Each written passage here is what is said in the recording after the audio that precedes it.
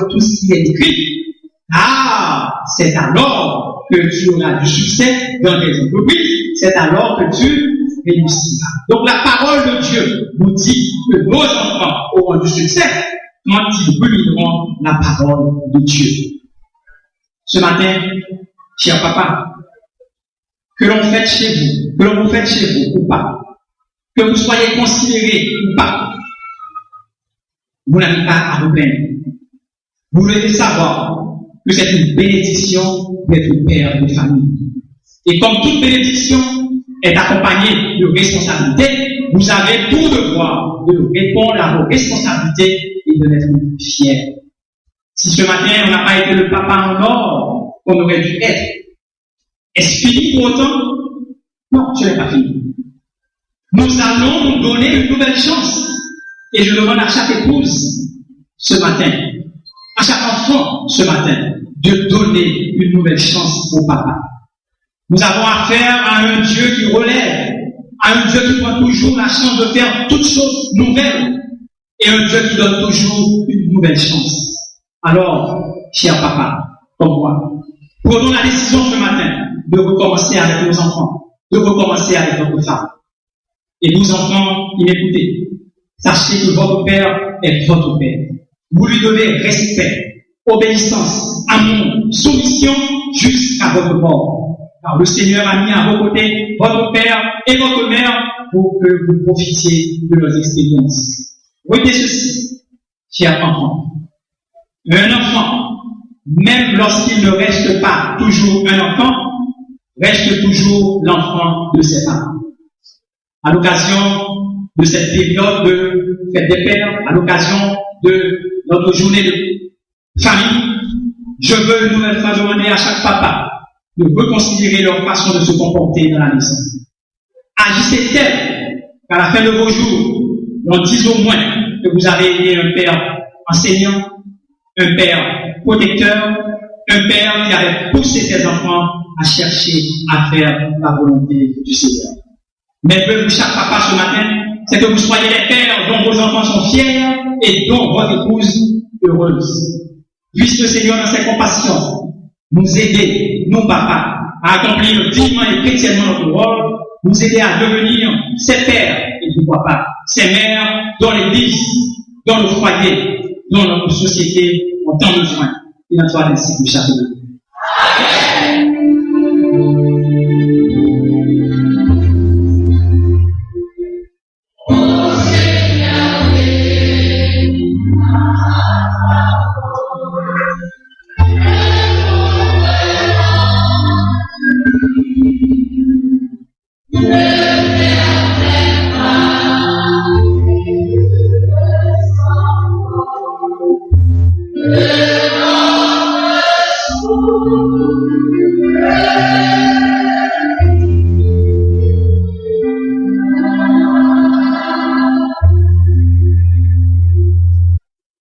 Par le Saint-Esprit, nous avions le bon écho de la parole entendue ce matin, et en particulier que nous soyons des papas enseignants, des papas protecteurs, mais aussi des papas qui poussent leurs enfants à accomplir la volonté du Seigneur.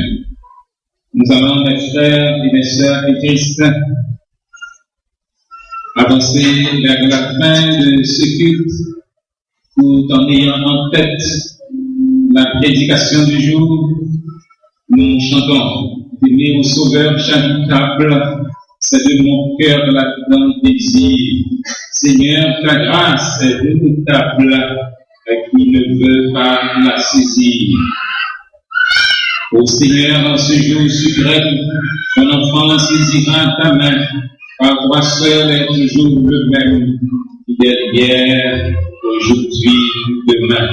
Alors que les membres de Sarah Hippolyte s'avancent pour recueillir cette deuxième offrande qui nous donnera les moyens nécessaires pour le transport collectif de l'Église.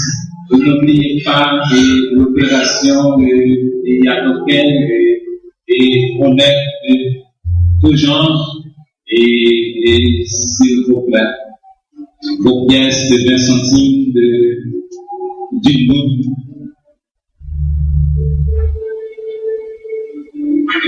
Merci. Et aussi vos 10 gouttes chiffrées, vos 20 gouttes chiffrées.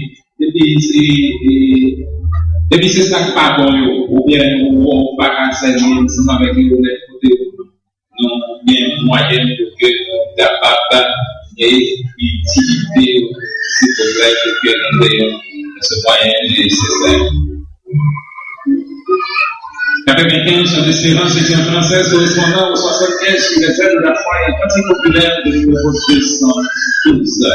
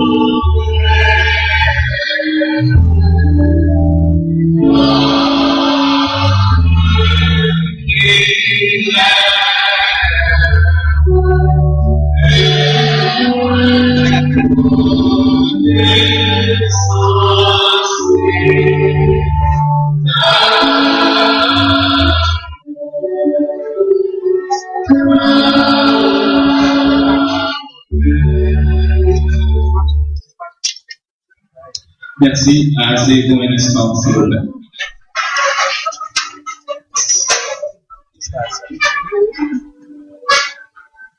Vous pouvez faire un demi-cercle ici. Ok, ça va. Et chers parents, laissez-nous vous donner la lecture biblique pour cette belle circonstance. Et ces commandements que Dieu te donne aujourd'hui seront dans ton cœur.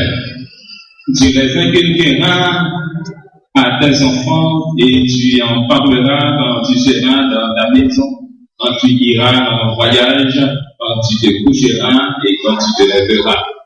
Dans le cours de l'année, Anne devint enceinte et elle enfanta un fils qu'elle nomma Samuel. Car, dit-elle, je l'ai demandé à l'Éternel. Quand elle m'eut sevré, elle me fit monter avec elle et prit 3 taureaux, un épave de farine et une autre de vin. Elle le mena dans la maison de l'Éternel à Shiloh. L'enfant était encore tout jeune. Ils dégorgèrent les taureaux et ils conduisirent l'enfant à Élie. Anne dit, mon Seigneur, pardon, aussi vrai que ton vie, mon Seigneur, je suis cette femme qui me tenait ici près de toi pour prier l'Éternel. C'était pour cet enfant que je priais. Et l'Éternel a exaucé la prière que je lui adressais. Aussi, je veux le prêter à l'Éternel. Il sera toute sa vie prêté à l'Éternel. Et il se présentèrent là, prosternant là devant l'Éternel. Et le jeune Samuel continuait à grandir. Il était agréable à l'Éternel et aux hommes. Instruit l'enfant selon la voie qu'il doit suivre. Et quand il sera vieux, il ne s'en détournera pas. Le 8e jour, auquel l'enfant devait être circoncis étant arrivé, on lui donna le nom de Jésus, nom qu'avait indiqué l'ange avant qu'il fût conçu dans le sein de sa mère. Et quand les jours de leur purification furent accomplis, selon la loi de Moïse, Joseph et Marie le portèrent à Jérusalem pour le présenter au Seigneur. Et voici, il y avait à Jérusalem un homme appelé Siméon. Cet homme était juste et pieux et attendait la consolation d'Israël. Et l'Esprit Saint était sur lui. Il le reçut dans ses bras, bénit Dieu et dit, maintenant, Seigneur, tu laisses ton serviteur s'en aller en paix, selon ta parole, car mes yeux ont vu ton salut. Son père et sa mère étaient dans l'admiration des choses qu'on disait de lui. Or, l'enfant croissait et se fortifiait. Il était rempli de sagesse et la grâce de Dieu était sur lui. Et Dieu continue d'utiliser cette portion de sa parole pour votre édification, à salut et au bonheur parental. Amen.